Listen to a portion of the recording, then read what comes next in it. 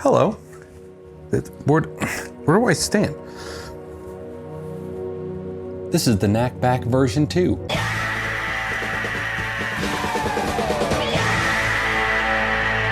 The Nackback is an assortment of parts that I 3D designed for the Elgato Prompter. Adds a bunch of functionality. This is version 2. Couple things real quick. Do you know that pink lemonade is just regular lemonade with different color? Hi, buddy. Hi. Oh, where are you going? Stop. Can't play with you right now. I'm sorry. There is no difference in taste or function. My girlfriend read a headline and told me that, so I'm regurgitating it to you. Don't know if it's true or not, but if it is, I'm pissed off. Next, I've overcommitted myself to a bunch of different tasks and to-dos this weekend, so this video is gonna be quick and raw. If you want a more in-depth video on this whole kit, you can watch the version 1 kit from a little bit ago. I'll put it in the video description. To summarize, ease of use, support for portrait recording, and a couple other added features like cable management and being pretty. I mean, look how pretty it is. This is it. We're just gonna one take it. Let's go. So first things first, original prompter parts we can remove. This isn't the original thumb screw. This is the one I designed. All right, we don't need that. This faceplate. Now this is the lens plate that allows a different lens ring to slide in there. We wanna keep that. I hate these thumb screws, but we wanna keep this. First of all, I know you're thinking, hey, wait a minute, yours is white. Yes, I painted it. All prompters are black. Prompter improvement number 1, because I constantly was taking my camera on and off the prompter, my cables would usually just sit there dangling. I didn't like the angle of the dangle. So these are cable management clips that screw into the prompter using the included screws. So there's 2 screws that hold the LCD to the prompter. So you just use a screwdriver to do these one at a time. So do the left. Cable management clips have left and right inscriptions on the inside. That in, give it a couple tightens. Not too tight, don't snap nothing. You can even put the screw in, put the screwdriver in there, hold it, shove it in there, gently, a little tight. Hey, there you go. Next, the lens plate adapter or the faceplate adapter. I haven't really decided on a name because I constantly change it. This has the same little lip that the other one does, so you slap that right in there. Goes into place. In the kit, I give you 2 replacement screws. These are just regular screws instead of thumb screws, and I'll show you why in a second. Screw this into place. All parts are printed in PETG or PETG filament, so they are stronger, they're more durable, and they're also a little bit more flexible. You don't need to be as careful with these ones.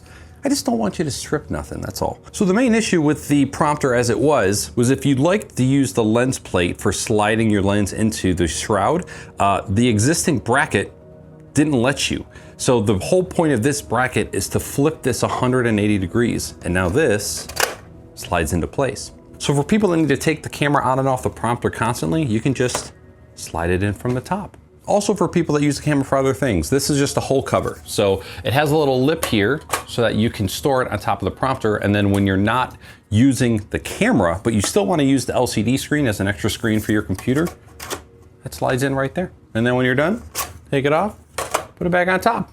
The main part of the kit is these assortment of parts. The kit has 4 thumb screws total. There are 2 large thumb screws, and then there's 2 small thumb screws. And the 2 smaller ones are this propeller flux capacitor shape, and then the other ones are both gonna be this tire shape. I didn't quite finalize this one. I like this one, but not as much as the others. Hi, kitty.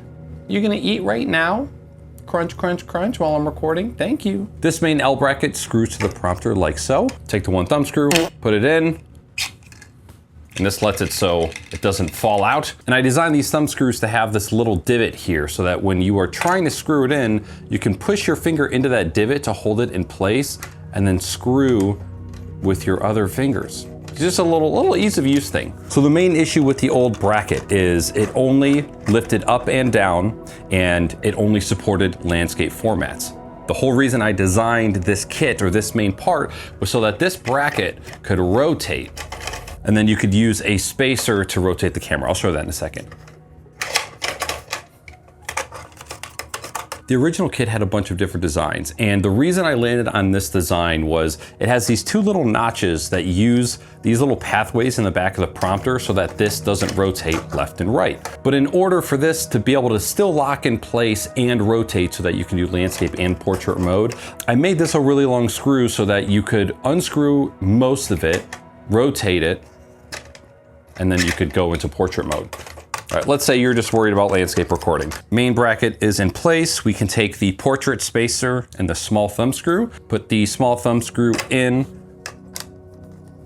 spacer on the bottom, loosely tighten it. You don't want to go crazy with that. Then take your landscape spacer and then take your camera. And this is only if you want to screw it in. So the whole reason I designed the kit this way was if I wanted to take the landscape spacer and screw it in, right, find the right height, then I could just take my camera, drop it into place. This spacer would support the weight of the camera and it wouldn't be screwed into the prompter. It would always be free, so then I could always just grab it out really easily. That was the thing that mattered the most to me. Some people like to be able to keep it screwed in all the time because there's other benefits to using this bracket instead, like being able to get to the battery door without having to pull the camera off. Take that same landscape spacer, take another small thumb screw, put that in the bottom of the landscape spacer, put this in the bottom of your camera. There are a few cages that are too thick for this. So it's gonna depend on your body, camera body and cage size. Some beta testers reported that it was like just the right size and there wasn't a lot of leeway. Then take the landscape spacer, find that hole, screw that in place, then your camera's in place. Now, using the lens plate adapter, if you're going to screw it in, not really is necessary, but there's other mounting options like the lens plate with the drape that you can use if you want. That is pretty much the idea. And then if you have your USB cable for the prompter, and you want to put that into the cable management. If you have something like a dummy battery, you want to put that on this side, goes into place. HDMI cable, same thing, yoink, and your Nackback is installed. Well, kind of shittily right now, but so I'll show you putting it into portrait mode. So again, I designed this kit for the camera not to be screwed into the landscape spacer. So whether or not you choose to do that is completely up to you. So I'm just gonna get that thumb screw out of there. So if your camera is like this and you want to suddenly shoot in portrait mode, pull the camera up, loosen this, rotate,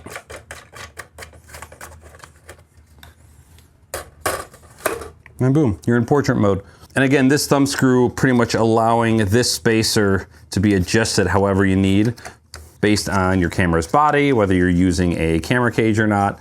And then you can adjust the height of the whole bracket again with that thumb screw. That's Nackback version 2. As of today, version 2 kits are available on the Fourth Wall store. There's also going to be a couple of additional parts. If you already owned a version 1 kit and you just want to buy the cable management clips, you can buy those separately. If you don't want black thumb screws, you can now get colored thumb screws with your kits. You can also buy those separately if you want. And then one of the most recently developed kits I did was for the OBSBOT Tail Air, which could also be used for the Tiny 2 or the DJI Osmo Pocket 3. It's just a little bit different of a bracket and angled adapter so that the camera's lens can go into the prompter shroud. That way you don't have to worry about so much light bleed and it doesn't obstruct the PTZ features of the cameras. If you need any more additional information on the Nackback kit, there's going to be both a project and a build guide that will be linked in the description so you can see exactly how it works and what it's supposed to do. And if you're looking for the STL file so that you can download this and print it yourself, you can't. You can only buy it. Sorry. It's been a year and a month since I started designing this kit, and I'm kind of never done working on it. I'm kind of always adding things to it or tweaking it in some way. So if you find that there's an incompatibility or you think that you have a camera that would benefit from a certain type of setup, let me know.